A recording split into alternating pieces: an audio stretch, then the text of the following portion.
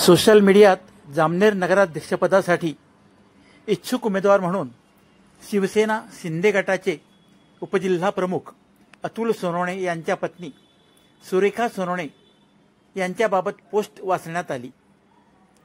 नजीकच्या काळात पालिकेच्या निवडणुका होणार असल्याने सर्वच राजकीय पक्षांकडून तयारीला सुरुवात झाली आहे।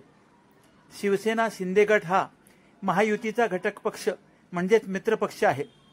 जामनेर पालिकेची निवडणूक महायुती म्हणून लढवली जाणार की स्वबळावर याबाबत अद्याप स्पष्ट झालेले नाही। जिल्ह्यातील पाचोरा येथे मात्र आमदार किशोर पाटील यांनी स्वबळाचा नारा दिल्याने राजकारण तापले आहे। त्यांच्या स्वबळाला भाजपकडून देखील स्वबळानेच उत्तर दिल्याचे दिसून आले। उपजिल्हा प्रमुख अतुल सोनवणे यांच्या पत्नी सुरेखा सोनवणे ह्या निवडणूक लढवण्यास म्हणजे नगराध्यक्षपदाची निवडणूक लढवण्यास उत्सुक असल्याचे दिसून आले। याबाबत त्यांचे पती अतुल सोनवणे यांनी देखील या वृत्ताला दुजोरा दिला आहे।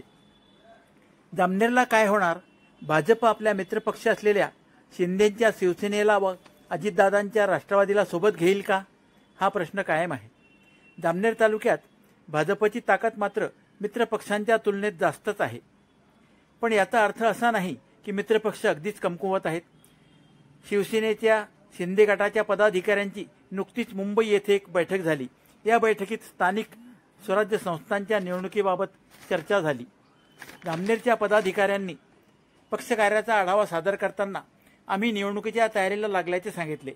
त्या दृष्टीने जामनेर व शेंदुर्णी नगरपालिकेसाठी तयारी सुरू केल्याचे उपजिल्हा प्रमुख अतुल सोनवणे व तालुका प्रमुख ॲडव्होकेट भरत पवार यांनी सांगितले।